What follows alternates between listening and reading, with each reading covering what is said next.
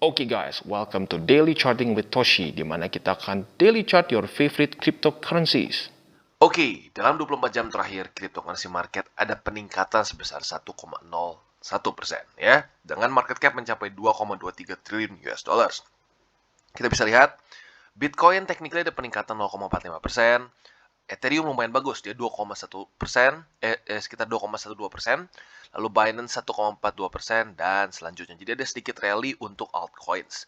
Tapi kalau kita lihat kemarin, Bitcoin membuat pola lower low ya, dia menembus angka 46.164 ya kemarin. Dia close tepatnya itu di daily di 45.545.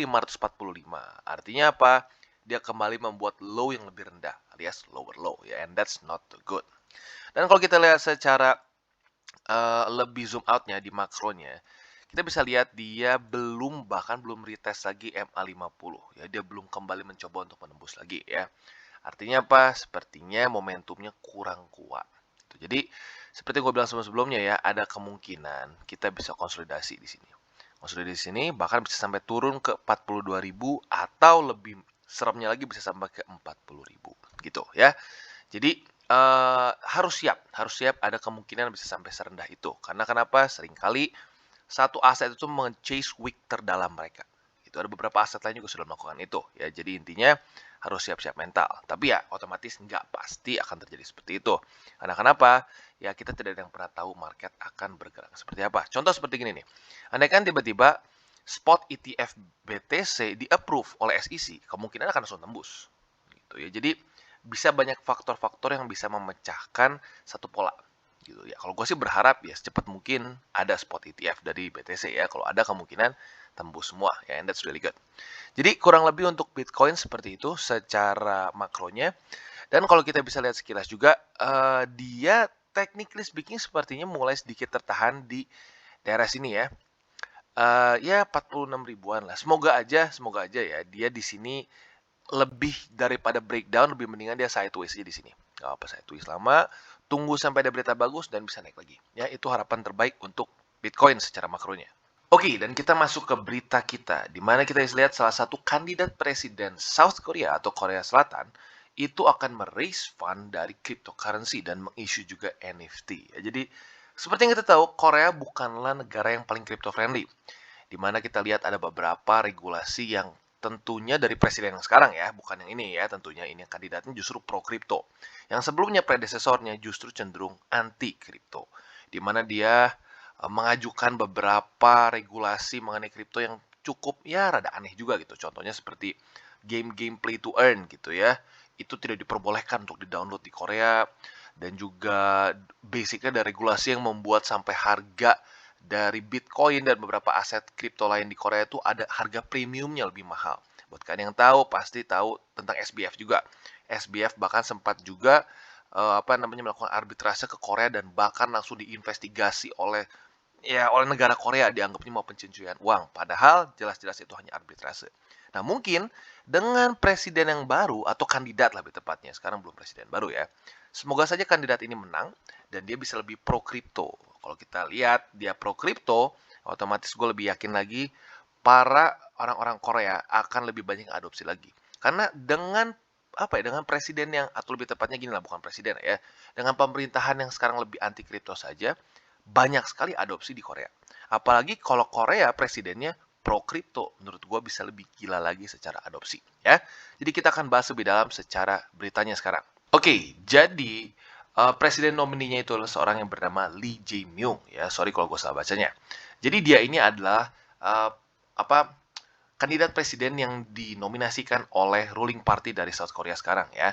Dan juga tentunya yang uniknya adalah dia akan fundraising dalam cryptocurrency. Dan tentu juga yang unik lagi sesuai dengan judul, dia akan meng-issue NFT untuk para supporternya.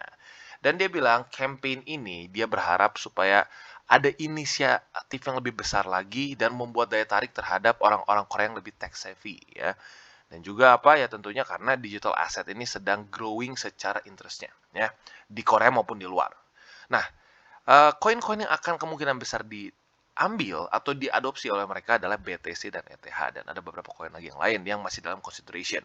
Tetapi yang keluar namanya sekarang baru BTC dan ETH. make sense karena itu dua terbesar ya. Dan nanti ini secara officialnya akan diumumkan pada pertengahan Januari ini koin apa saja yang akan di-accept ya. Apakah ini akan berpengaruh terhadap harga? Ya nggak tahu, kita harus lihat ya. Karena ini spesifik di Korea saja ya. Nah, lalu selanjutnya apa? NFT yang akan dia luncurkan ini adalah NFT yang berbentuk foto kandidatnya yaitu dan juga plus di waktu bersamaan adalah janji-janji kampanye dia. Begitu. Jadi supaya supaya orang ingat terus kali janji-janji kampanye dia ya. Dan itu tentunya campaign ini akan di-vote pada tanggal 9 Maret 2022 ya. Nah, dibilang apa? As the young generation in their 20s and 30s are interested in emerging technologies, including virtual assets, NFTs, and the metaverse, this type of fundraising could appeal to them. Jadi, generasi-generasi muda, umur 20-an, 30-an, banyak yang tertarik dengan teknologi emerging gitu ya. Dan salah satunya contohnya apa? Virtual assets seperti cryptocurrency, NFT, metaverse, dan lain-lain. Nah, menurut dia, fundraising seperti ini bisa membuat mereka tertarik nih, orang-orang umur 20 dan 30-an. Dan menurut gue bener ya. Dan keren banget, kebayang sih? Ada kandidat presiden yang menerima fundraising dari cryptocurrency. Artinya apa? Lebih lebih terbuka, lebih ya karena ini kan public ledger ya. Kita tahu cryptocurrency itu transparan gitu, tidak bisa dioprek. Jadi untuk manipulasi fundraisingnya itu jauh lebih kecil. Dimana kita tahu fundraising seringkali menjadi satu tempat untuk ajang bermain kotor lah gitu kesannya ya. Jadi ini bisa menjadi satu tren baru menurut gua. Jadi kurang lebih seperti itu. Dan buat kalian yang lebih penasaran lagi mengenai berita ini, boleh langsung masuk saja cek di bitcoin.com beritanya ya. Jadi kurang lebih seperti itu. Oke, kita kembali lagi ke chart Bitcoin, di mana kita bisa lihat technically speaking sideways ya, sideways tetapi lebih cenderung ke bearish. Karena kenapa? Ya, dengan gampang kita lihat dia belum berhasil tembus lagi MA50. Dan kita lihat sekarang MA8 di weekly mulai turun ke bawah dengan cukup cepat ya. Jadi kita lihat apakah MA8 ini berubah menjadi resisten lagi untuk Bitcoin atau tidak ya. Nah, jadi kalau kita bisa lihat dengan sangat jelas ya, sekarang satu price range lah, daerah 45.000 atau 46.000 ke 50.000 ya, di daerah situ-situ saja ya. Nah, sekarang harapan terbesar kita adalah dalam beberapa minggu ke depan dia berhasil close di atas MA50 seperti biasa. PR-nya ya balik lagi gitu. Kalau dia tembus ke bawah ya harus dia break up lagi ke atas. Itu. Jadi pertama tembus lagi MA50. Nah, kalau bisa ya, dia sekaligus juga tembus bull support band atau minimal salah satu lah antara mungkin kalau yang paling dekat sini ya, MA21 ya. Jadi kalau itu bisa dilakukan bersamaan, that's really good. Dan kurang lebih seperti itu untuk Bitcoin secara garis besarnya ya atau makronya. Dan kalau kita lihat lebih ke mikronya ya, kita bisa lihat lagi semakin mirip ya, semakin mirip. Jadi semoga saja sih nggak kayak gini. Gue pribadi gue nggak mau sampai turun sebawah ini. Cuman ya kita harus siap-siap dengan semua resikonya. Ada kemungkinan Bitcoin bisa mengulang movement di sini. Walaupun mungkin nggak akan purchase, tetapi ada kayak pantun lah gitu. Itu rhymes ya. Kalau itu rhymes ya berarti ada kemungkinan dia bisa lanjut lagi turun ya. Jadi siap-siap, ada kemungkinan dia sampai 42.000. Itu yaitu alasannya kenapa, karena dia nge-chase wick di sini. Atau bisa sampai 40.000 kalau momentumnya cukup dalam dan seperti ini ya. Dia bahkan tembus dari wick sini ya. Jadi kurang lebih seperti itu secara makronya. Oke, nah kalau kita secara mikronya sebenarnya ya kemarin not too good ya. Karena kenapa? Dia menembus daerah sini. Sebelumnya 2 kali dia terpantul di daerah 46 ribuan. Nah, kemarin daily close-nya itu di 45.545. Alias apa? Dia membuat lower low ya, berarti low sebelumnya tertembus. Artinya apa? Bearish gitu ya, quite bearish. Tapi apakah masih ada kesempatan untuk lanjut naik ke atas? Ya tetap aja masih ada kesempatan. Tapi ya kita lebih cenderung leaningnya lebih ke bearish gitu. Secara sentimennya lebih cenderung ke bearish gitu. Jadi siap-siap aja bisa sampai 42.000. Apakah pasti? Ya nggak ada yang pasti. Nah, jadi intinya adalah lebih baik kita selalu siap untuk kemungkinan terburuknya ya. Nah, tetapi kalau kita ngomong terbaiknya, apa yang terjadi? Mungkin saja, jangan-jangan ya, dia bisa pelan-pelan konsolidasi, lalu tembus MA200 dan terpantul lagi. Nah, itu yang kita cari. Kalau bisa sampai seperti itu, ya bolehlah buat kalian yang mau averaging harga di daerah situ ya. Tapi selama belum sampai kayak gitu, menurut gua lebih baik kita tunggu dulu atau ya pasang buy limit di daerah 42.000 ya. Jadi kurang lebih seperti itu untuk Bitcoin. Oke, dan selanjutnya kita masuk ke Cardano. Kita bisa lihat Cardano dengan jelas retest MA20 tetapi dipukul turun lagi. Dan sekilas kita bisa lihat juga bahwa movement dia sangat terpengaruh dengan BTC. Bahkan secara candlesnya pun bentuknya mirip ya. Kemarin dia nge-wick ke, kalau di sini dia lebih ke tepatnya ketahan apa ya mungkin ya MA200 plus 20 lah. Kalau di Cardano dia ketahannya hanya MA20 saja. Tetapi dua-duanya sama-sama ke reject. Mirip banget gitu. Jadi kita bisa asumsi bahwa Cardano movementnya sekarang sangat-sangat terpengaruh sekali dengan BTC. Bahkan nyaris nge-mirror BTC gitu. Jadi menurut gua kalau BTC belum recover, Cardano pun akan kurang lebih mirip-mirip gitu ya. Dan kalau gua pribadi belum tambah posisi lagi untuk Cardano seperti yang gue bilang karena belum terjadi konfirmasi. Nah, konfirmasi yang gua akan anggap cukup oke adalah yang pertama dia bisa tembus dulu MA20. Lalu bisa tembus juga MA50 dan juga $1.48 ya. Lalu koreksi dan terpantul di sini. Nah, ini yang gue cari.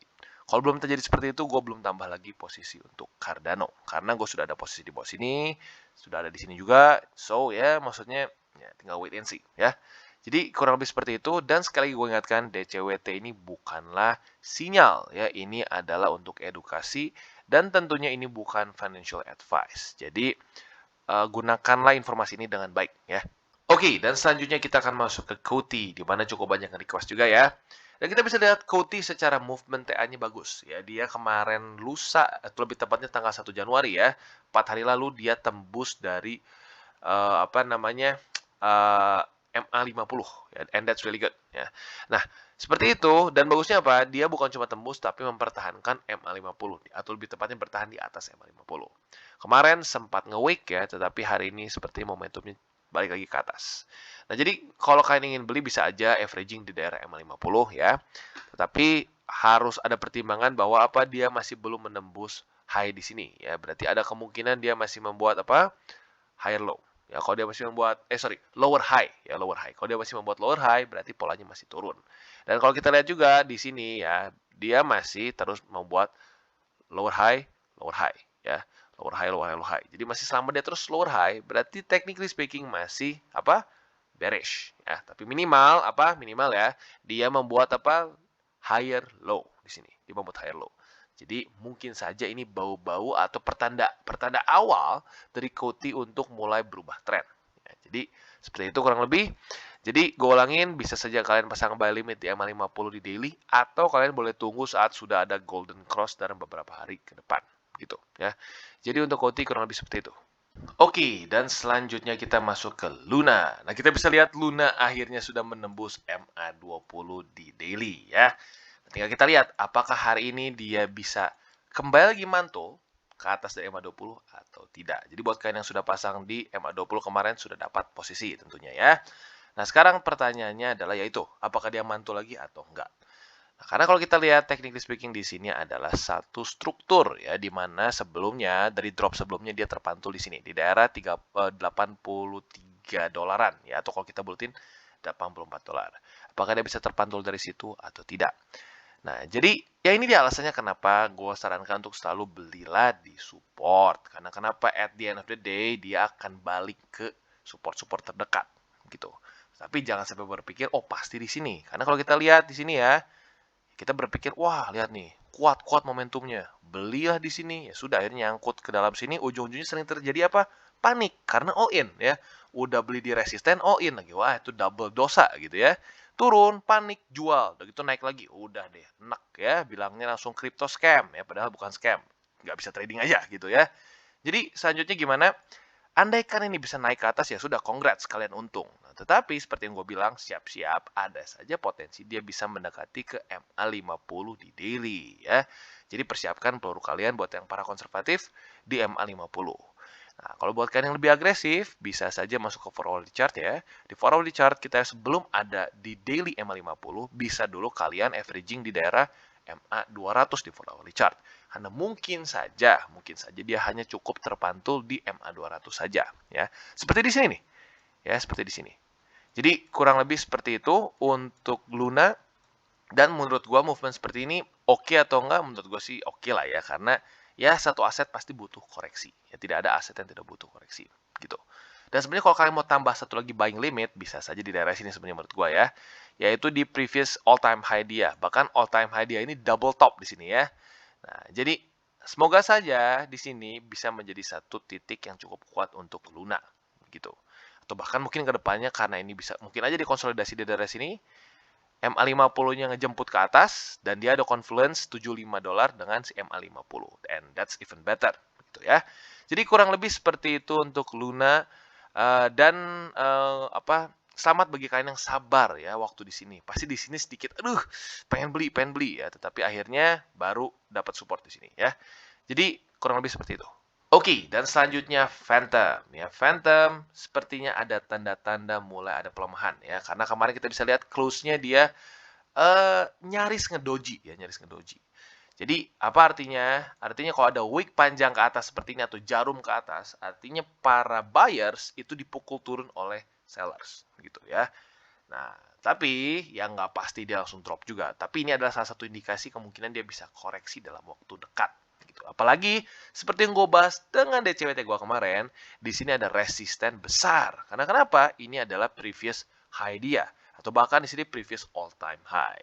Dan lebih kuatnya lagi adalah apa? Dia double top di sini. Ya, double top dan turun. Artinya apa? It's a strong resistance gitu ya. Dan usually kalau resisten belum ditembus, ya udah dia menjadi strong resistance ya. Jadi siap-siap ada kemungkinan Phantom bisa koreksi dalam waktu dekat gitu. Nah, koreksinya beli di mana? Ya tergantung lo konservatif atau agresif. Kalau lebih konservatif bisa saja tunggu sampai ke pantulan MA20 gitu. Karena di sini sudah golden cross ya, sudah bagus. Nah, buat kalian yang mungkin di tengah-tengah gitu ya, bisa aja kalian beli di $2.33 gitu. Buat kalian yang ketinggalan lah, tepatnya yang kemarin ketinggalan, bukan di tengah-tengah. Kalau di tengah-tengah ada yang lain. Nah, kalau buat di tengah-tengah, mungkin aja kalian bisa masuk ke 4-hourly chart nih. 4-hourly chart mungkin aja kalian bisa masuk di MA50 begitu ya. Jadi quite simple for Phantom ya, dan balik lagi dia ke daerah resisten cukup kuat. Moga-moga moga-moga ya. Moga-moga dia terpantul masih di daerah sini ya, jangan sampai tembus ke $2.33. Anggaplah dia konsolidasi, terpantul di sini, nah menemukan higher low, dan nembus lagi all time high. Nah itu yang kita cari. Kalau bisa sampai seperti itu, that's really good for Phantom. Gitu. Tapi intinya apa? Intinya belilah di support, jangan maksain di resisten. Karena kalau udah belinya di resisten, sebagus apapun tuh resisten, resikonya lebih besar. Ya. Jadi untuk Phantom seperti itu. Oke, dan selanjutnya Polkadot. Kita bisa lihat Polkadot menemukan satu tembok yang cukup menyebalkan lagi ya, MA200. Kemarin sudah bagus tembus ke atas, bahkan sempat retest dulu di satu hari ini, tetapi kemarin dengan langsung boom tembus lagi ke bawah ya. Artinya apa? Dia masih gagal menjadikan MA200 sebagai support. Jadi kalau gua pribadi masih wait and see for Polkadot. Minimal sampai menjadikan MA200 sebagai support dengan jelas ya. Nah, sekarang tinggal pertanyaannya adalah apakah MA50 akan memukul harga dari Polkadot. Kalau dia terpukul oleh MA50, ya siap-siap bisa lanjut ke bawah. Dan technically speaking dia masih membuat apa? Lower high. Ya, dari sini dia lower high. Jadi, ya belum konfirmasi dan polanya masih cenderung bearish begitu. Jadi, ya seperti yang gue sering bilang ya, kadang-kadang the best thing we can do is to do nothing. Ya, kalau kita paksain akan ujung-ujungnya overtrade dan malah jadi resiko kita semakin besar ya. Jadi kurang lebih seperti itu untuk Polkadot, bersabarlah. Oke, dan sekarang kita akan membahas mengenai Harmony One ya. Banyak yang request juga, Bang, bahas Harmony Bang, kenapa dia naik terus? TA-nya gimana? TA-nya sebenarnya kita bisa lihat ya, dia di akhir tahun ya, Desember akhir, dia menemukan support di MA20. Dimana dia sebenarnya dia ikutan ngejebol juga sih, waktu lagi BTC ngambek dia ikutan jebol. Tetapi uniknya apa, dia menemukan menemukan support di MA20. Nah, setelah itu boom, langsung naik ke atas ya. Tapi baik lagi, jangan beli di resisten ya, jangan beli di resisten di sini ya. Bersabarlah, kalau menurut gue pribadi tunggu di MA20 di daily untuk kalian yang konservatif. Buat kalian yang lebih agresif boleh saja, misalkan kalian mau tunggu di 20 sih jangan ya, gue nggak terus saranin ya. Ya 50 lah, 50. Walaupun ya 50 rada dekat, tapi ya kalau di 20 menurut gue terlalu terlalu risky karena di daily-nya kita bisa lihat ya lu basically beli di atas atau di luar dari Bollinger Band, which is not good ya, karena itu overbought ya, secara risk rewardnya nggak terlalu menarik ya. Jadi kurang lebih kalau yang kalian ingin beli gitu ya, Harmony itu di MA20 di daily atau di MA50 di 4 hourly chart ya. Jadi untuk Harmony kurang lebih seperti itu, dan kalau di posisi di weekly-nya kita bisa lihat dia juga masih oke lah ya, masih oke. Tapi di daily-nya kalau lu paksain sekarang ya overbought gitu. Jadi kurang lebih seperti itu. Gue ulangi, MA20 daily atau di MA50 di 4 hourly chart. Oke guys, sekian dari segmen Daily Charting with Toshi. Apabila segmen ini bermanfaat, boleh share dengan teman-teman dan jangan lupa untuk like, subscribe, klik the bell icon, dan see you on the next videos.